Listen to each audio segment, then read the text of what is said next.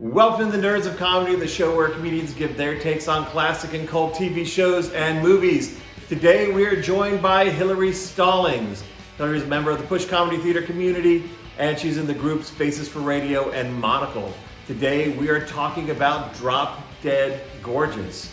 Also on this show, my co-host, Mr. Brad McMurran, returns. We learn I have no idea what year I'm living in, and Hillary gives us a cheer.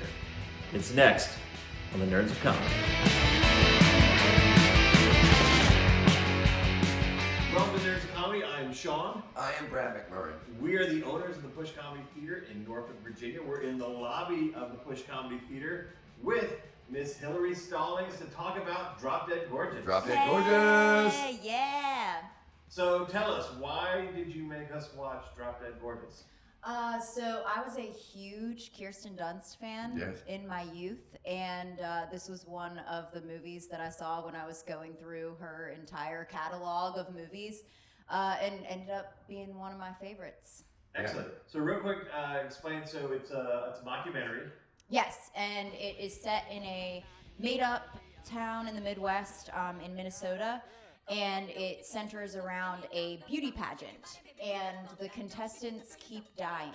Dun, dun, dun. Yes. Mysterious thing. Being murdered. Oh my God. Oh my God. So I will confess that I'd heard about the movie, but I had never seen it until you brought it to us to watch. What about you? Have you seen it? No, I'd heard of it. I loved it. I was pleasantly surprised. This was one of the ones that I was not looking forward to watching. Me too. But I really super dug this movie. You did. He was talking about it almost all week, trying to beg me to watch it. Yeah. What did you think, Brad? I fell asleep a few times, but I thought it was. I fell asleep in everything, to be fair. Yeah. But Okay, that's fair. But no, I tell you what struck me, and I think was how many people were in it too. Yeah, just like all the future stars, kind of that were gonna. Yeah, all of the contestants, the young women, most of them turned out to be crazy huge. I'm Amber Atkins, and I'm signing up because my two favorite people in the whole world competed in pageants. My mom and Diane Sawyer. Kirsten Dunst, I think, had already been in Interview with a Vampire and a couple of other things by that point, but this was Amy Adams. She was that little girl. Yeah. I didn't even think about that. Yeah. This was Amy Adams' first film. Yeah, I saw it. Who was Amy Adams? She's a pet. Leslie Miller. She was the cheerleader. For my talent, I'm going to be doing this. Talking this guy long enough. Yeah, I'm trying to tell them about. Yeah.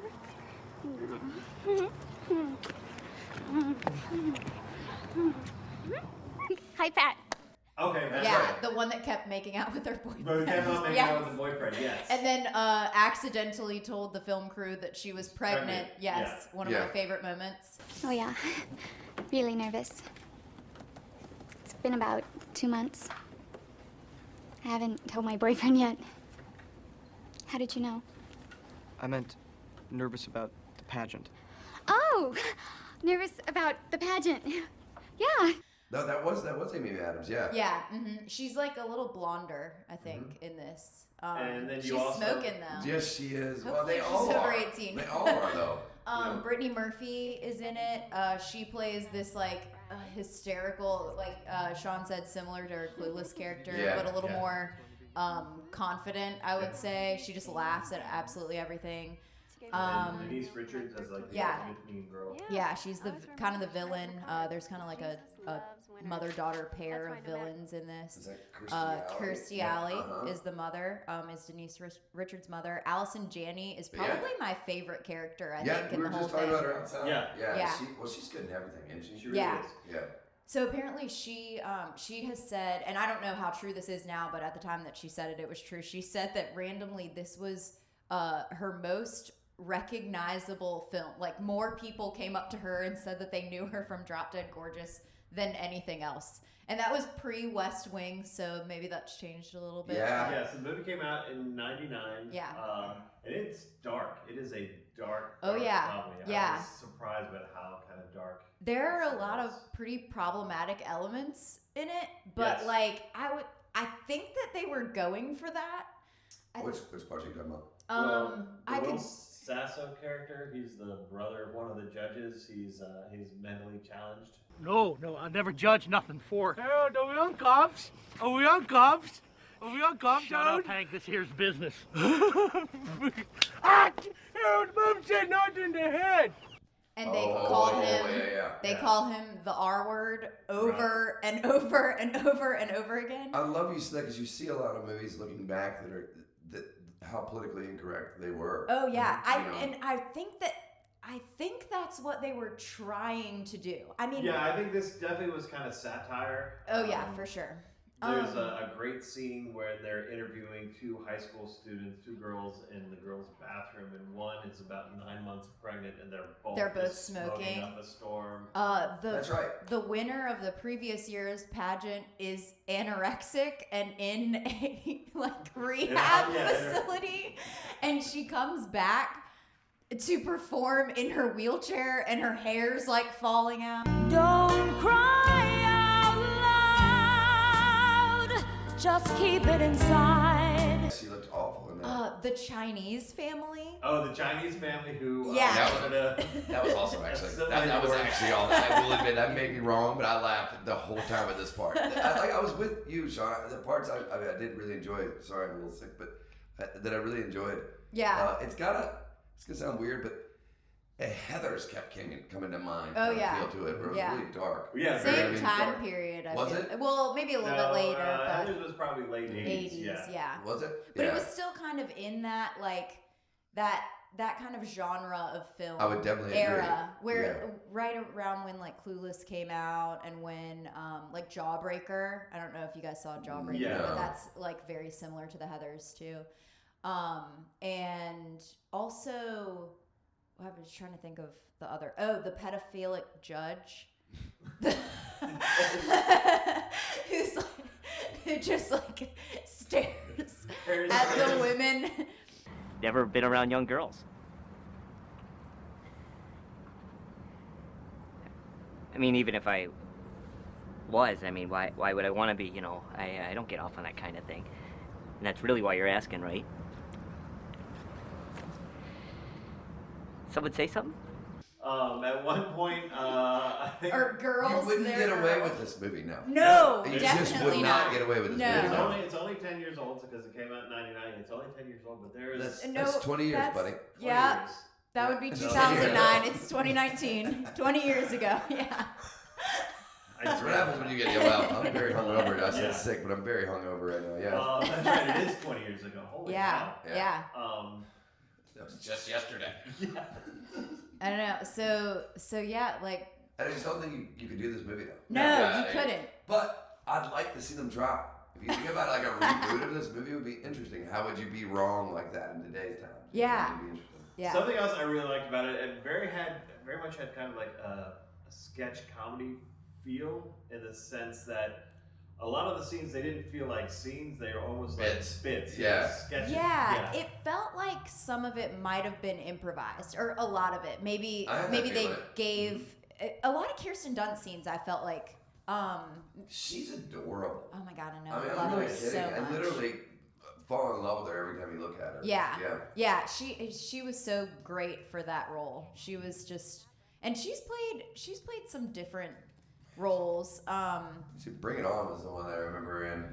Yeah. Man, I almost told you that for this because Bring It On's this one one of my top favorite of. movies. Yeah. Do you?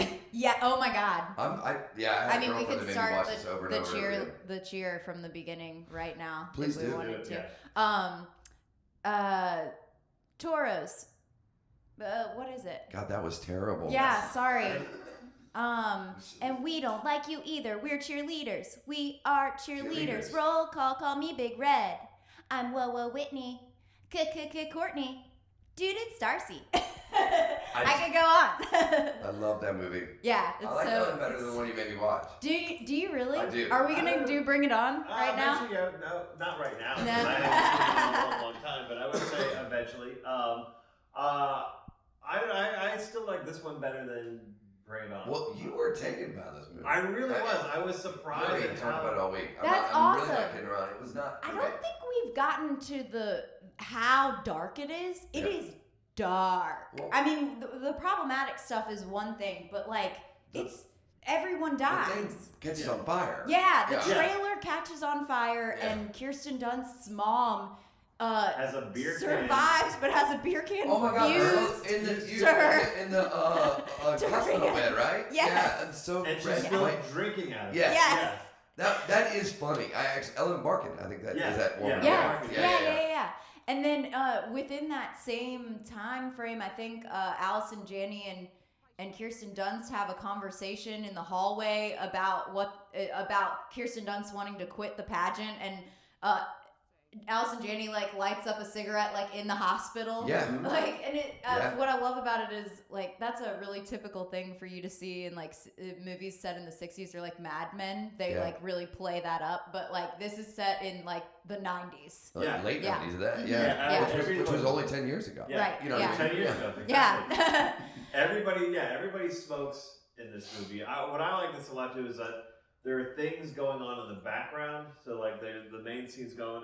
The Amy Adams character, like there's a scene where like they're interviewing Kirsten Dunst. Yes. And she's just full on making out with her boyfriend in the background. Yeah. Yes. We were I discussing caught this. that too. Yeah. We were discussing it about Naked Gun, the way the Zucker people would use the background to have like OJ or whoever was doing something wild, and he was like, "Brad, you gotta watch." Like I said, he was really smitten with this. He was like, "You gotta watch this movie," and I did see stuff like that happening throughout. Yeah. The director had Yeah, and the director deliberately put something in the back that's funnier than what's in the front. Yeah. You know what I mean? Yeah. And the director has a huge kind of sketch comedy background. Michael Patrick Jan, he's a member of the State, MTV sketch comedy group from the 90s. And then he directed a lot of the Reno 911 stuff. He's done. No wonder I like it. Yeah. That, I mean, I can see that. Mhm. It has a similar style to Reno 911. Yeah. Yeah. So we asked this of everybody: why should the audience rush out and watch Drop Dead Gorgeous? I mean, if you like dark comedy, this is definitely a special movie.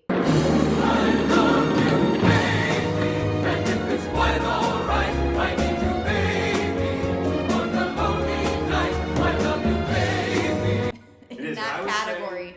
Yeah. It's definitely it definitely goes into the satire realm.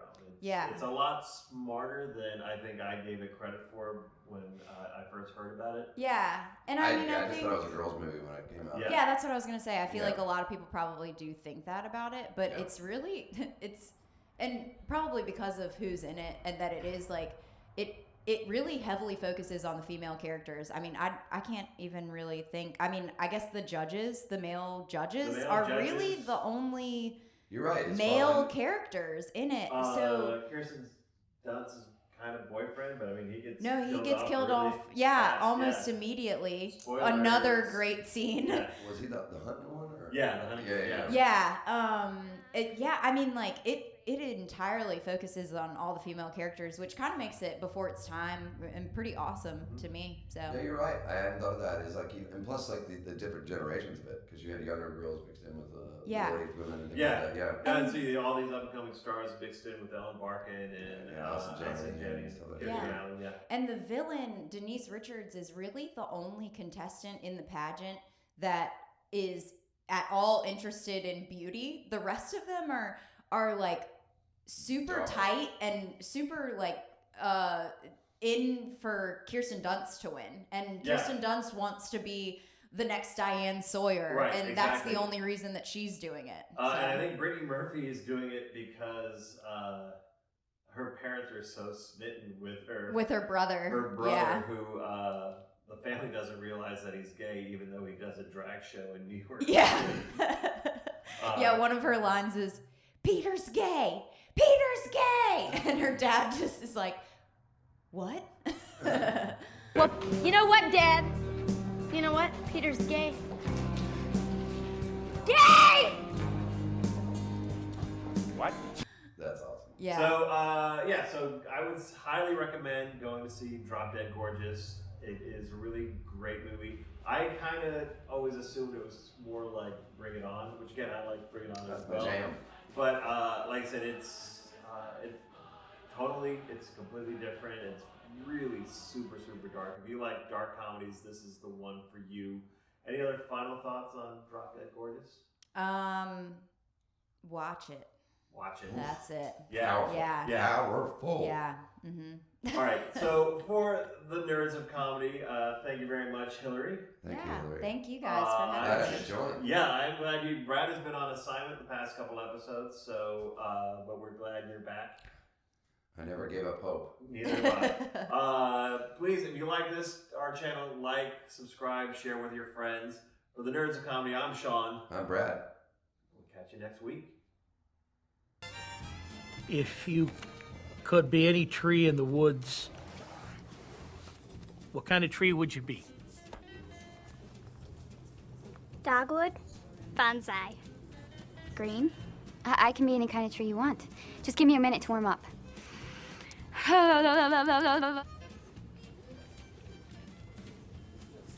One with strong roots in a community like Mount Rose, a solid Christian trunk, and long leafy branches to provide shade for handicapped kids on a hot summer day. You guys know the pants are open. I don't want to say that.